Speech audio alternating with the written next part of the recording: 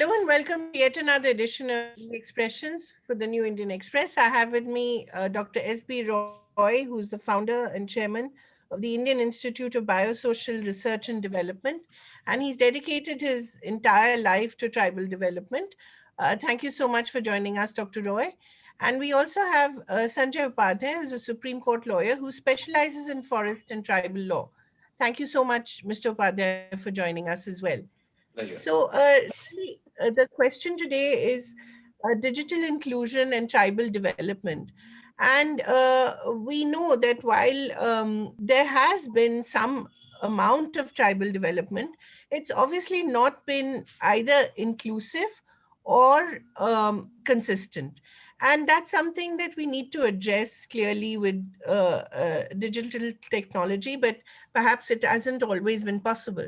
So, Dr. Roy, I'd like to begin with you and ask you why, even after so many years of independence, and tribals are almost 8%, if I'm not mistaken, of the Indian population, and yet their poverty levels and their literacy levels, their poverty levels are high, literacy levels are low. And there's so many subgroups and groups among the tribals. How can you possibly have one consistent policy without digital inclusion? This is a very brilliant, rather, question which is disturbing to all of us. That despite so many efforts, law, policy Yes. for tribal development, the tribes which are custodian of the rich biodiversity, they are having the pristine forest. They are also having good air, not contaminated food with the chemical fertilizer the way we have. Right. They have also a kind of air which is not polluted as we face in Delhi, Calcutta, and Bombay. So while they Right. are having pristine forests, rich biodiversity, good air and water, the tragedy is that malnutrition, disease, even like sickle cell, is predominantly in the tribal area. Why is so? This is the question. Not only that, while they're having so much pristine forest, biodiversity, water, even from the government of India and state government, with very good intention, they have good development process of infrastructure like road, bicycle, uniform, school. But the actual foundation of survival, that is nutritious food and the requirement which is coming out of their own grain is missing. If you see from the satellite report historically, 50 years back, 60 years back, the quality of forest and quality of water, quality of biodiversity, quality of wildlife, quality of the food in the forest, what was there 50 years or before the independence is not here. So in a way, we have been having cosmetic service. That Right. means we are having bicycle, uniform, school, infrastructure, water tube, but not the survival for the food, nutritious food. So that is the problem. Although with good intention, people have been working, I'll share with you, but this is the main reason. And I tell you, this problem of tribal, internationally we call it indigenous community. The tribal, the indigenous community, what we see here in India is also a global affair of continuous degradation of the rich forest, loss of biodiversity, and malnutrition globally in all the tribal. So whole of the foundation on which our survival exists is shaken. And then we are putting something above all, in the name of development. So I think the biodiversity conservation, forest, resource, water, and nutritious food, which is essential for survival, if that is met, the tribal development will be taken care. This is my first reaction about the tribal development, and it is not only for the tribal also. I tell you, this is happening to us also. We all know uh, in the colder December, we have a warmer day. At the desert, we have flood, we have water pollution. So this is all we are having because we address it the climate change. So such a degradation of forest, loss of biodiversity, it's a globally phenomenon accepted that this is causing climate change. This is causing malnutrition to the tribal. This is also causing distress to we all.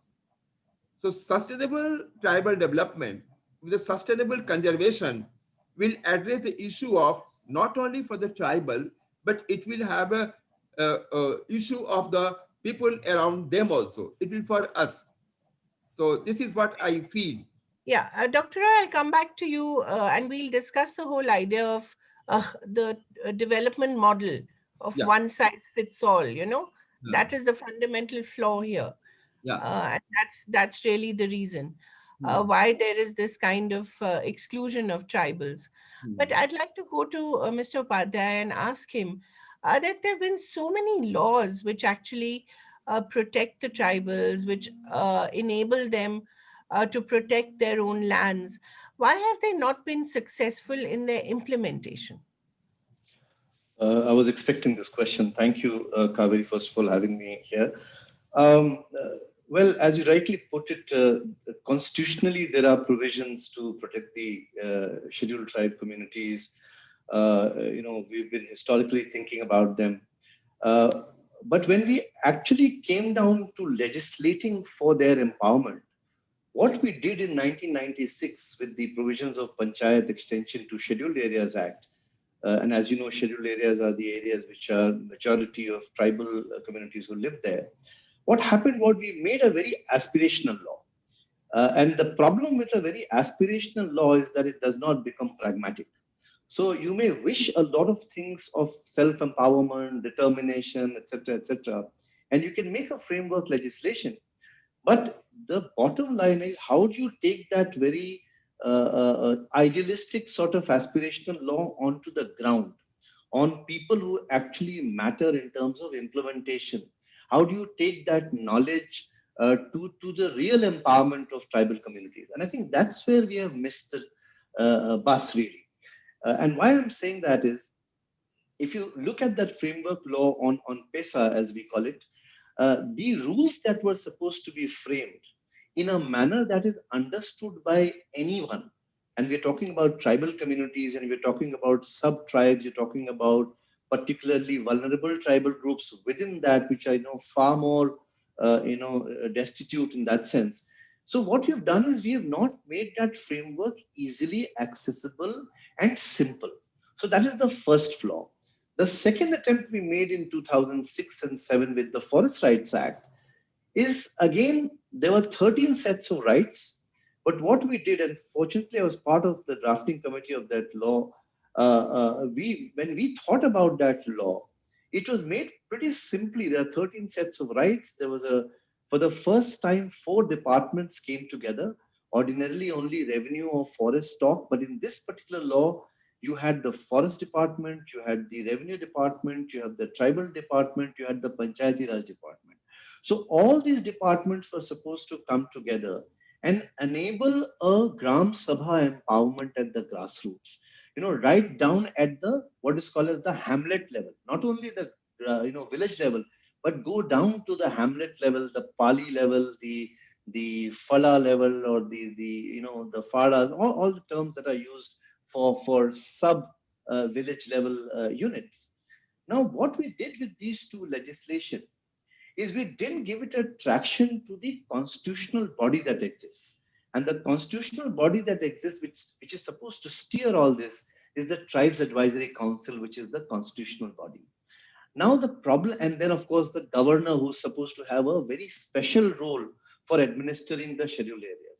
Now, unless these four units come together and in unison talk about tribal empowerment, we can be very happy with all this little literacy program here and a little, art and craft and a little softer things, I call it. So I think the real crux is not digital information, but digital empowerment. And how do you use technology, in this day and age to really empower these communities with the correct information and the correct provisions in a simplified form. And I think that's where we have lacked. And I have many examples, but I'm going to limit my first reaction like this today. Dr. Roy, may I just take this question to you Yeah. and ask you that why, despite what Mr. Upadhyay is saying, you have these 13 quite simple forest right acts. Why has there not been more emphasis on actually implementing these properly or integrating this framework that exists? I often share on many platforms that we don't have a dearth of policy. Act is there. Even rules are also there. But what Sanjay Saab mentioned, Upadhyay, the implementation and empowerment. For that only, the digital India trying to reach people and in the form of empowerment, informing them what has to be done. I tell you that universally, what we find that Forest Right Act has not been implemented at all places, but it does not mean that somewhere it is not successful. It has been successful also. The forest community, it has been also been successful. So we have to learn lesson. Why at some places FRA has been successful, why it has not been successful. This is first thing. Secondly, as I mentioned, the tribals are located a forest mosaic landscape which is remotely placed. So reaching tribal remotely is also has been a problem. So this digital India or digital technology or digital learning is one of the devices through which we can reach them. And the visibility will be more clear if they receive information, and also through digital technology if they learn something which is immediately applicable to them. Not only that, they can also share with them us what are the problem with them. So such kind of digital technology reaching them, which has been found a little successful also. When we discuss about the digital India and involving tribal in the digital learning, we had doubt how the tribals will be who are remotely placed, who are much more in the kind of interior of the forest. They are not aware of the smartphone or digital technology. How they'll be responding to that is a very surprising. I'll share with you. Uh, Recently, the government of India has launched a program, Goal, going online as leaders. This is in collaboration with the Facebook. Now, the program was launched the Facebook on the 15th May. It was inaugurated by the Honorable Minister, Mr. Arjun Munda, and it was planned that reaching 5,000 tribal and contacting them, training them as mentee through mentors. So all we had doubt how the tribal will be responding, and it was advertised in the newspaper and through also. And one of the requirement was that the tribal who are willing to participate, they have to apply online. Imagine, first of all, they are located very fast. Secondly, they have to reach online. Third, they have to apply. And with that application, there were certain conditions. That means they have to include some document. They have to have some evidence that they're tribal. They have to have some notion. So such a difficult situation was there, and we thought hardly there will be few hundred applicants. You'll be surprised to know, Kaveri, more than 30,000 tribal applied for it. It was surprising, amazing. This was eye-opening to us how the tribal, so it is our thinking that they will not respond. So I'm telling of our own thinking, our own mental block about understanding the tribal culture, understanding the capacity of the tribal, understanding the cultural strength of the tribal that we often understand. And we call them, you know, beneficiary.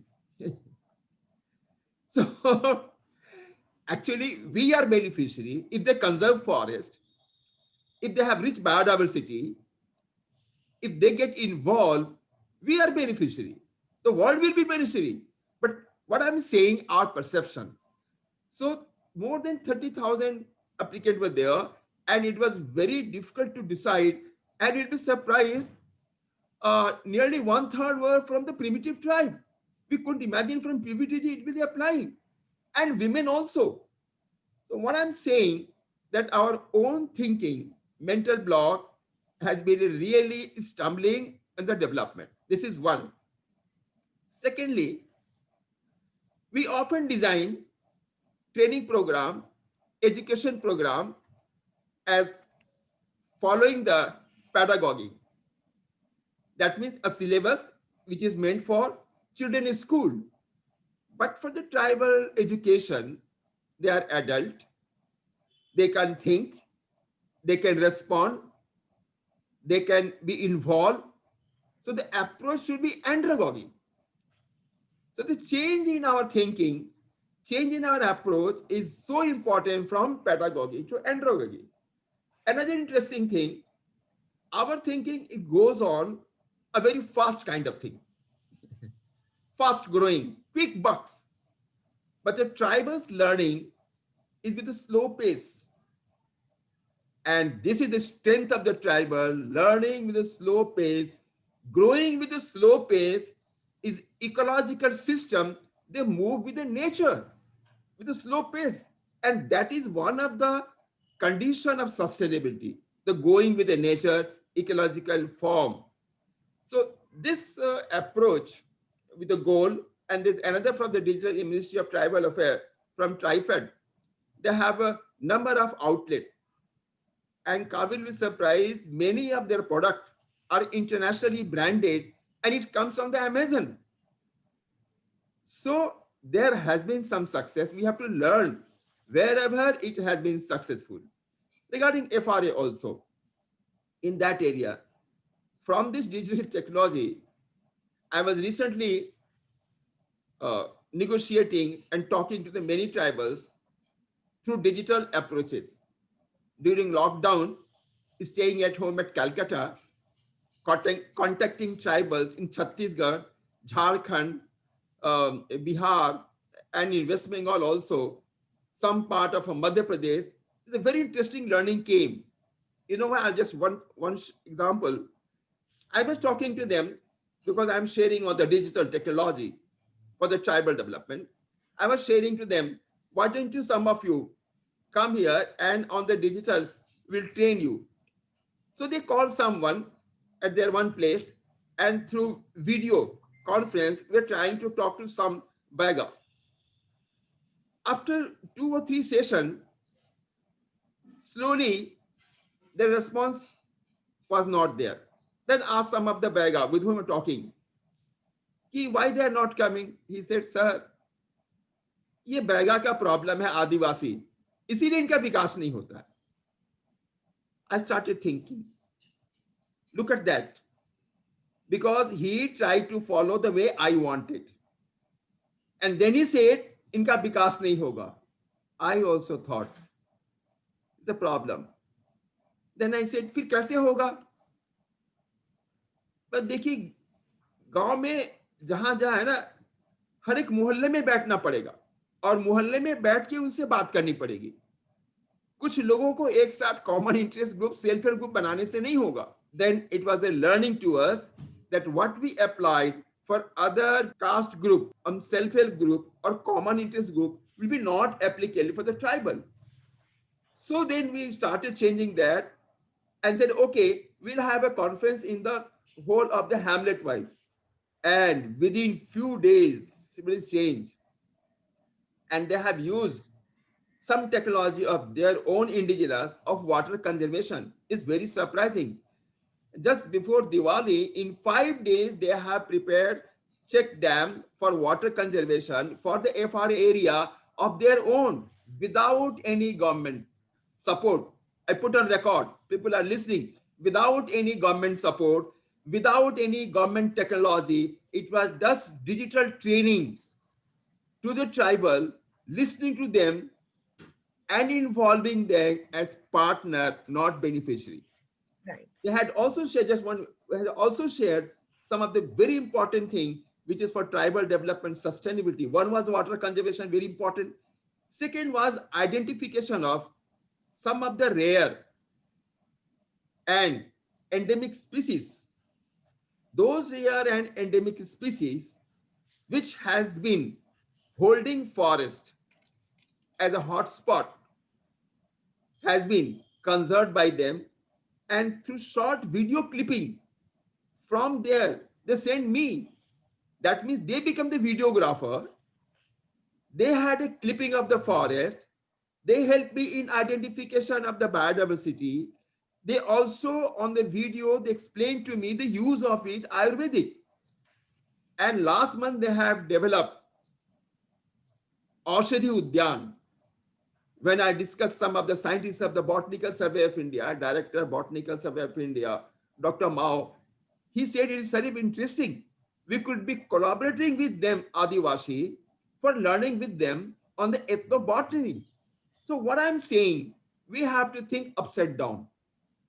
Our approach has, you mentioned in the first question, what has been wrong? Our approach has been making them treating as beneficiary, supplying with the material and giving them what to do instead of involving them as a partner, instead of learning from them on the system. Is a more of organic thinking. And what we have got mechanical thinking. So Right. shifting from mechanical thinking, we have to think organic society, organic thinking. So this And is how the digital approach learning could help them in many ways for the tribal development. And Dr. Roy, in a way, it means a complete overturning of the architecture of our thinking, Yeah, yeah, of the language we use, of yeah, of the terms we use, that's of right. the way we think that we are Huh, imparting knowledge rather than collaborating on knowledge. that's So right. it's a 360-degree Hmm. turnaround in the way we think. Yeah, But Mr. Upadhyay, I want to bring you in here and say that the legal system is still in the era where the sarkar is the my baap and the sarkar is the sort of, in a way, the lord and master still. So our legal framework is exactly the opposite of what Dr. Roy is suggesting, isn't it? Well, I would disagree slightly, not because I'm a lawyer and I should disagree with everything that you say, but I will disagree as far as the framework is concerned. The Right. framework actually was designed in what Dr. Roy just said, was about bottom up thinking and bottom up decision making. And I think he's hit the nail on the head when he says that it is our de learning which is more important than their learning. So I think that is a very important statement to make, that our de-learning about their existence and their integration and how they should be assimilated, rather than giving them the freedom that they have and that they should have to take those decisions. I think the key here is how are you taking decisions? Yeah. And when you take decisions on natural resources, as Dr. Roy said, it is not just natural resources. You know, natural resources is one huge part of their existence. But if you look at the social constructs around which decisions have to be made, for example, what kind of development should happen? You know, who should be mining in that area and not mining it in that area? Yes, Who very should be important. managing the water there? Who should be managing the forest there? What kind of social sector development program should come in? What kind of mechanisms do you use to identify beneficiaries? How do you grant a utilization certificate to the government of how best they have developed or implemented a program? How do you identify beneficiaries in that language? Which is, I totally agree with Dr. Roy that stop calling them beneficiaries. It is their right to be the way they are, and Yes. the choices are theirs. Mhm. The framework has to enable them. So if you look at that, is why when I said PESA was a very aspirational law, it talks about a bottom up approach. That's it. But the trouble is that the Babu on that ground doesn't understand that construct. And therefore, we have to make it very simple when you're talking about a simple thing like money lending.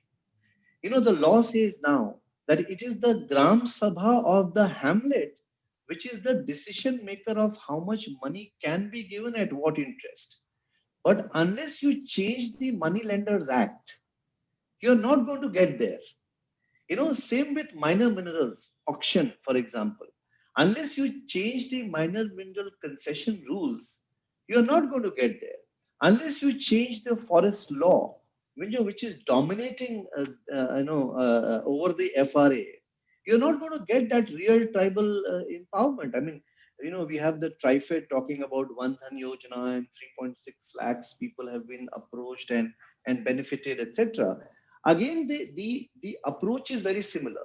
Government giving doles, and that is, as I was saying earlier, that is only a very soft way of looking at it. Government promoting tribal culture, government promoting tribal art. These are very soft things which are important. But the key is how are you involving them in decisions that impact them. So, when it comes to big ticket things of real decision making, they are nowhere there. And unfortunately, it is not the law which fails them. The law, both PESA, both FRA, both the constitutionality of the Tribes Advisory Council, the role of the governor, all these four elements actually talk about the same thing. In fact, you'll be surprised when you look at a law like PESA, etc. It says, notwithstanding the constitution, which means it is even above the constitution. That means whatever the constitution has said, this is over and above that is what we are saying, for tribal empowerment. So if you look at the text of that law, it is absolutely fabulous. But when it comes to real thing on the ground, the entire system mechanism that we create is the same old structure.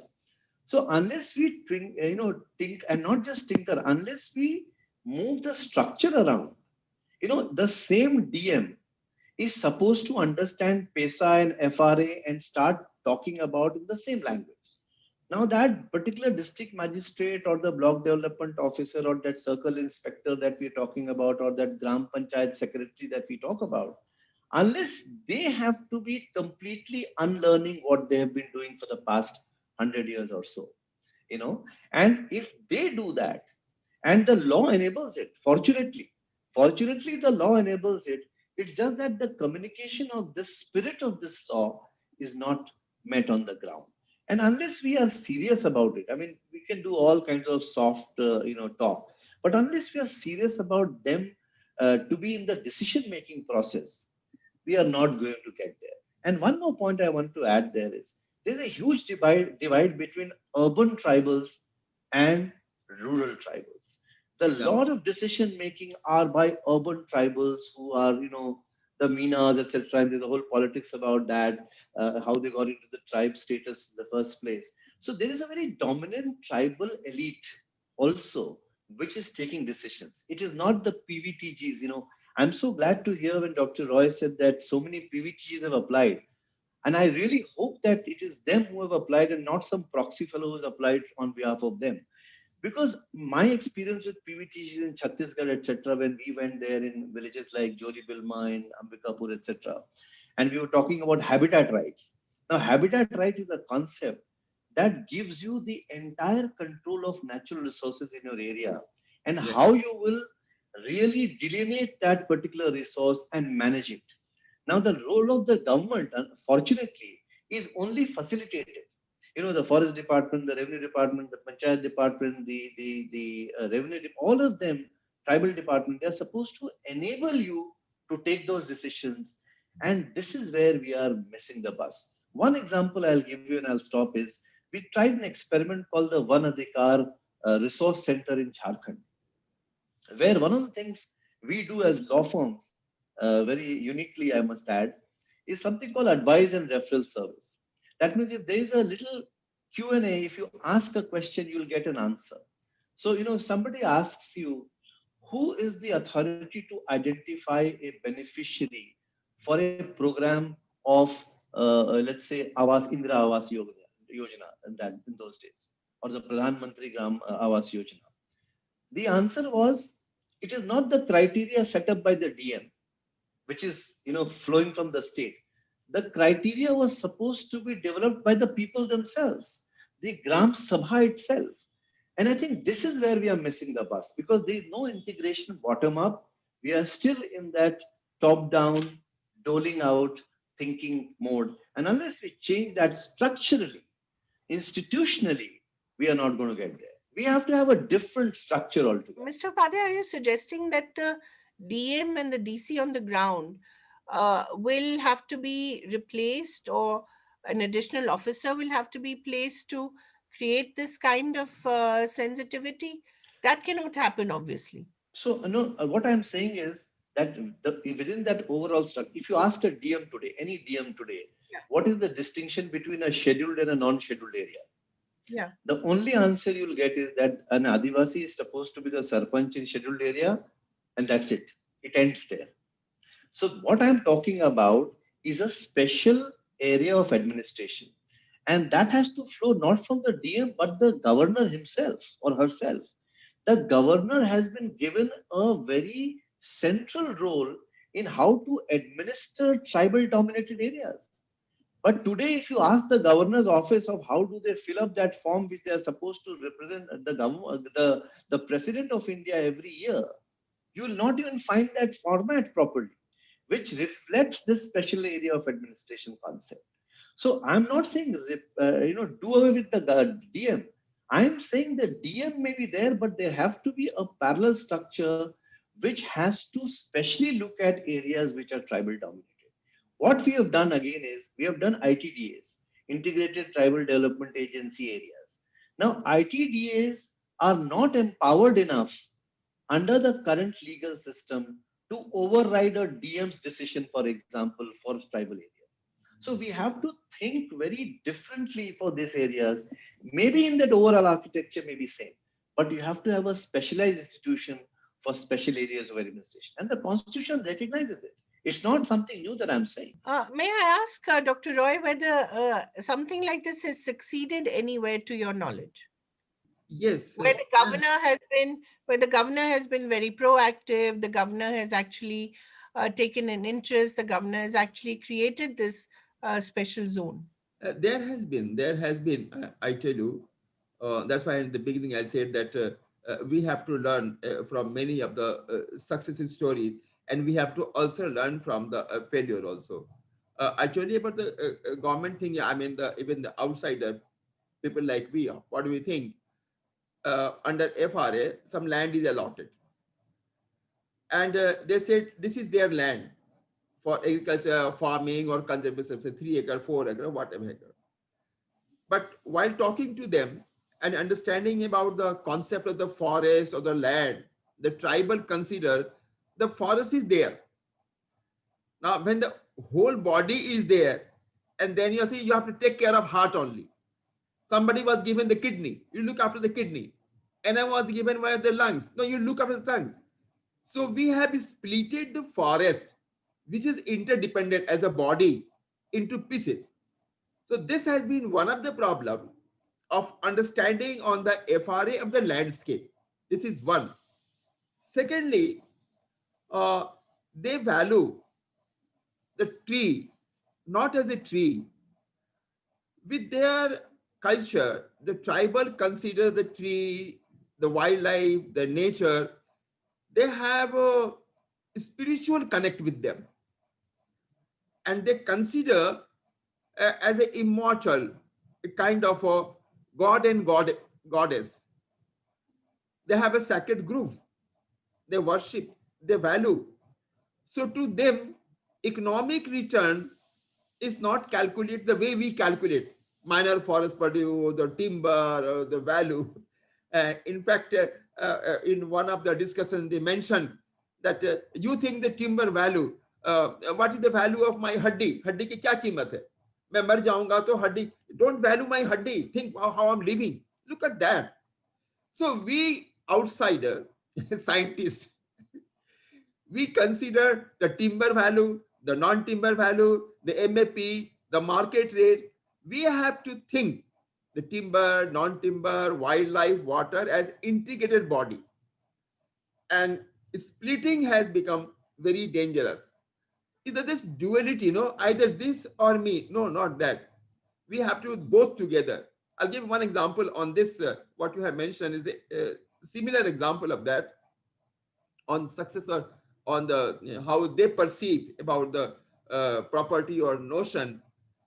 In one of the occasion, we were trying to understand what kind of the food is in there. So some of the tribal, they are having still in good condition, and they do not have as much malnutrition prevalent in other. And through our study, it was found they still conserve the indigenous seed. They don't use hybrid seed. They do not use chemical fertilizer. They have their own natural fish. And also, I don't know, but many people know, and those who study with the tribal, they have a say 50 or hundreds of cow, but the hardly tribal take milk out of the cow. So we have a notion, ए बेकार इतना जानवर रखा है, इसे 10 ठो Jersey गाय रख ले तो कितना दूध होगा. But so many cows, how they are nursing with the cow dung, with the leaf, the hooves integrated, this has not been understood very well in case of FRA implementation, because that is in the compartment. So I don't know, I'm not talking against the FRA, in favor of FRA or against FRA. I'm talking of the how tribal view their landscape, how they view the seed.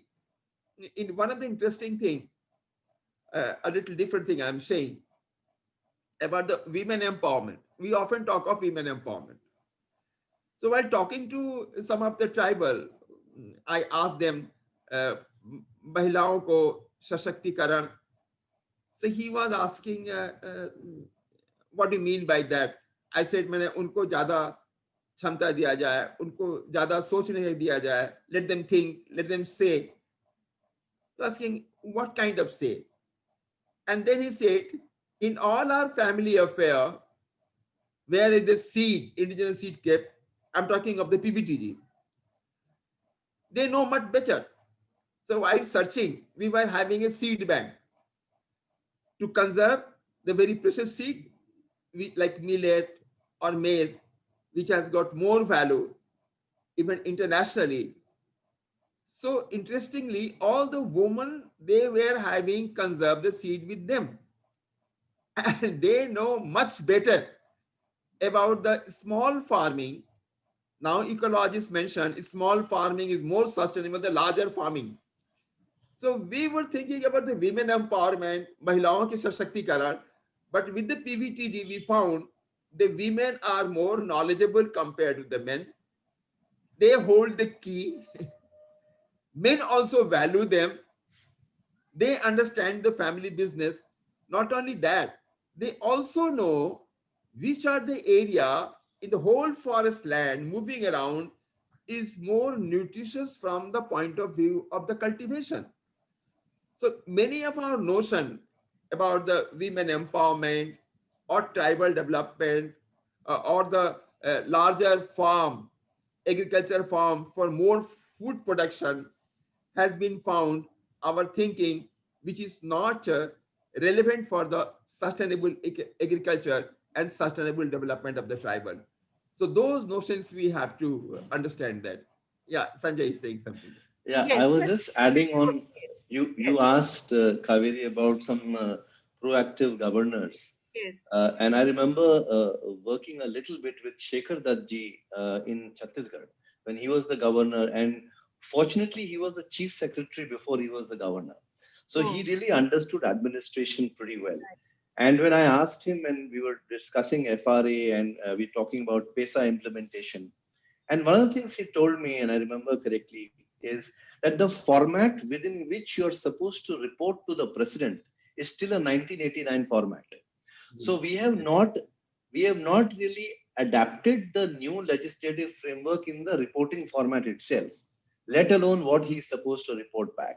And I think what is unfortunate is that governors, and with all due regards to them, honorable governor, is they have not really understood their role in the constitutionality of things and the constitutional framework that we have. It is not out of place to go beyond a council of ministers, which is the norm, as far as scheduled areas are concerned. Historically, we have to understand why these areas were made in the first place. There's a very interesting saying that history or tradition is the past of the present for the future. So, unless you really understand historically why excluded area, the concept of scheduled areas came from excluded areas, from partially excluded areas, and tribal areas. These were the three categories if you look at all the Tucker Commission and the Bordoloi Committee reports, etc. So there was a purpose in why we had created scheduled areas.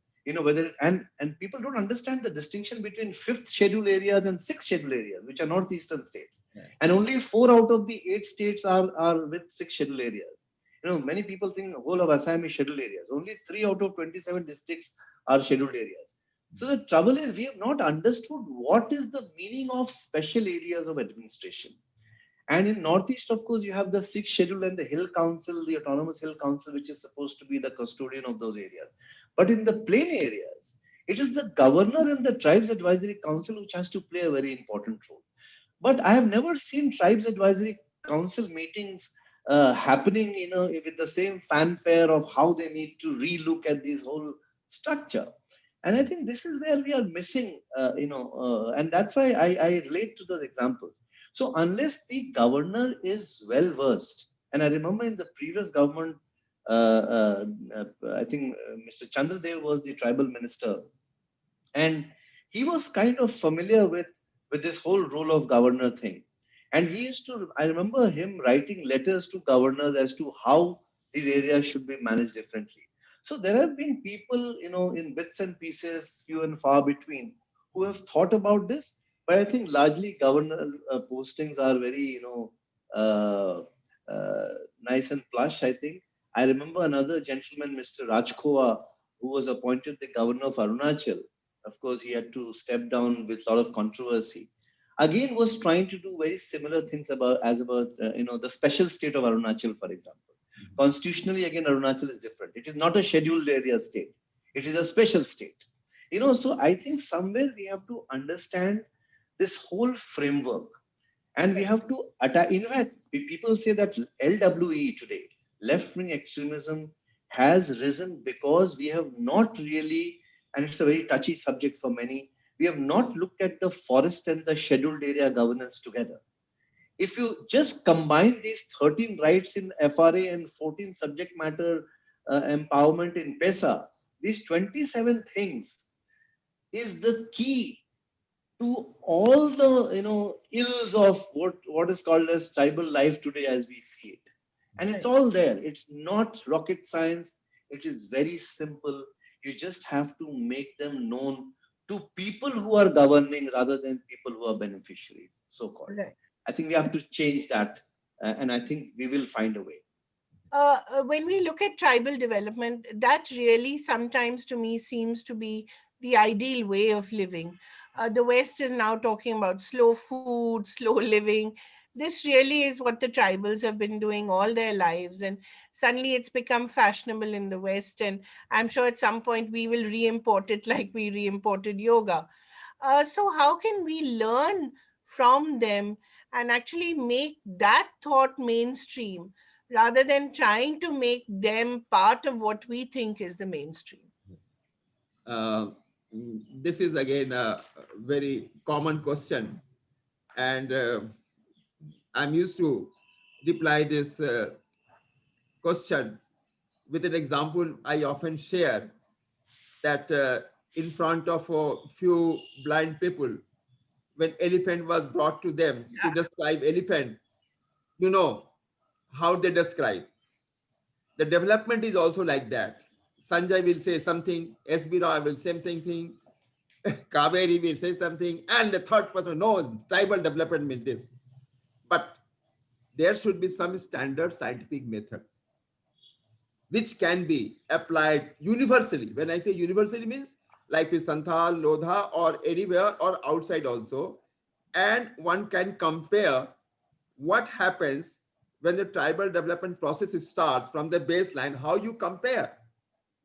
So for that, standard scientific method is Human Development Index, HDI. And from the Ministry of Tribal Affairs, the document also for the tribal development process, it is mentioned that Human Development Index, that means HDI, which has got three components: health, that means what is the kind of mortality, fertility, malnutrition, this can be calculated. Education, education does not mean MSc PhD degree, is a first of all which can be calculated is enrollment in the school, and more importantly problem solving ability. And the third is what resource they have got for a decent way of life. So the health condition, mortality, fertility, or the malnutrition can be calculated of one village. One can check the record of the education, skill development, competency of problem solving, and from the economic data, what kind of resource they have got per family for a decent survival. So these three components makes Human Development Index. What happens even with us also that in some village education program has been launched, another organization in some other area they have been doing very good on health, and in somewhere in some village, some district, people are working for the livelihood. So imagine somebody is working on the ailment checking of the heart of one person, another person is treated for the kidney, and the fourth person is treated for something else. You can't have a consultative health for one person. So for the same village, for the same landscape, all the vertical of health, education, and livelihood has to be launched together. And a baseline has to be studied before the program is launched. And then periodically, if I evaluate and calculate, then you can have an index which can be compared within state, nationally, and internationally also. There's a human element. So this is the three parameters which can be considered of that, and one can have a consolidated a kind of a development of the tribal, not address or not on the culture itself, or not on the how much knowledge they have got, or what with that. So consolidated health, knowledge, and resource. This makes Human Development Index for tribal development for any kind of human, which can be compared and improved, and can be a good learning the drawback why it is not improving. If I have to respond, if I have Yes. to respond to that first question that you said, let me just give you a small example. I was appointed as the Supreme Court commissioner to look into the Jarawa tribes issue. I remember, if you remember, the Andaman Trunk Road controversy and whether it should go through the Jarawa Tribal Reserve or not. And me and Justice Dwabia, who was also a Supreme Court advocate after he retired. So both of us were sent to Andamans to give Justice Singhvi a report as to whether tribal reserve, which where resorts are coming, whether it should exist and what should happen and so on and so forth. And after really examining the whole issue, me and Justice Dwabia had two different reports. He did not agree with something that I wanted to write. And what I wanted to write, and which I wrote after my meetings and my going to all these places, is that next time don't send a lawyer to solve an anthropological problem. Because we are not competent to resolve issues which perhaps anthropologists or ecologists who understand that language, that culture more, and obviously the then judge was not very happy with my report because he thought, we are supposed to give all the wisdom that is required to improve the Jarawa issues. And the reason I said that is when I saw the great Andamanese, there were just 11 families, or the issues of Champens or the issues of Sentinels, I realized that we should not interfere too much at all.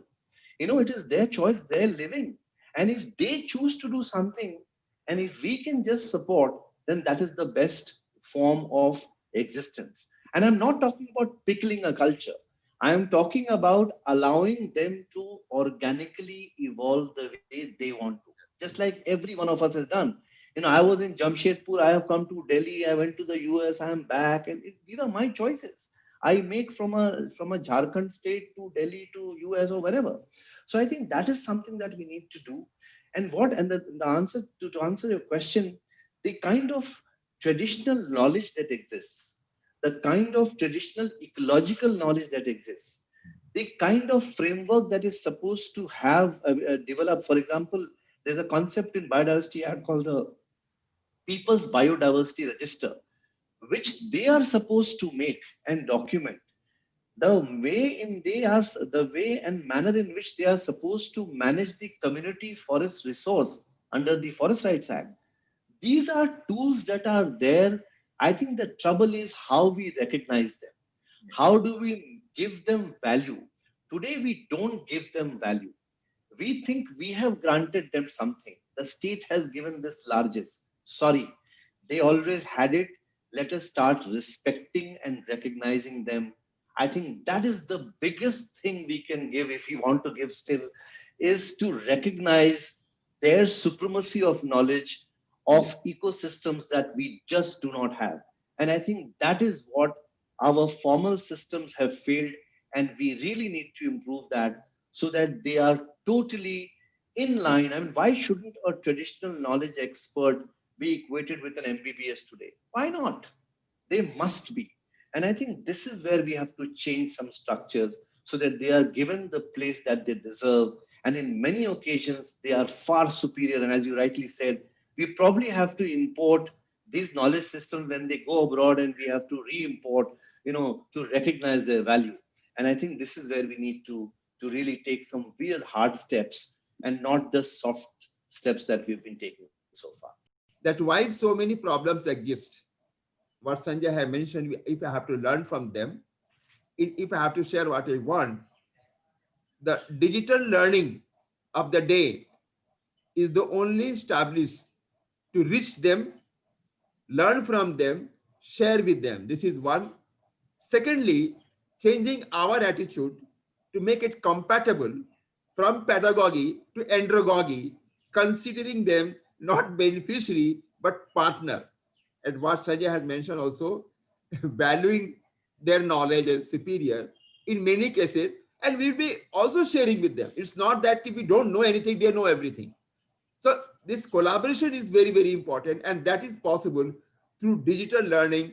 And this has been learned that whatever technical, mechanical knowledge we have got, I'd like to emphasize on that, engineering we have got to develop and prove our GDP in terms of how many ventilators we have produced, how many PPE have produced, and establish how much knowledge we have got. This has got no value when we came to know that the indigenous community having better immunity Mhm. with their indigenous knowledge is much valuable than your knowledge of proving that I have made so many ventilator. Keep your ventilator and then you understand immunity, indigenous knowledge, and the natural ecosystem is more important. This is being told by United Nations and every alternate day, World Health Organization, every alternate day, UNDP and FAO establishes that natural resource conservation, immunity is more important than your scientific and mechanical skill. So thank you. Thank you. Thank you, Sanjay. बड़ा मजा आया. No, and I just wanted to make one point here that I think the humility that both of you have, despite so much knowledge and despite knowing so much, is, I think, precisely the kind of approach that our leaders need to have when they look at tribal development, to learn from them, to collaborate rather than to impose their own ideas and their own thinking on them. So, gentlemen, thank you so much for knowing so much and yet being so humble. Thank you very much. It was a Thank wonderful Thank you so much. discussion. Thank you so much, Thank, Kaveri. Kaveri, A we pleasure enjoy being here. talking to you. And thank, I know how much homework you have done and you ask questions. Enjoy. Thank you, Kaveri. Thank you so much. Thank you, thank Sanjay. you so मजा much. आया.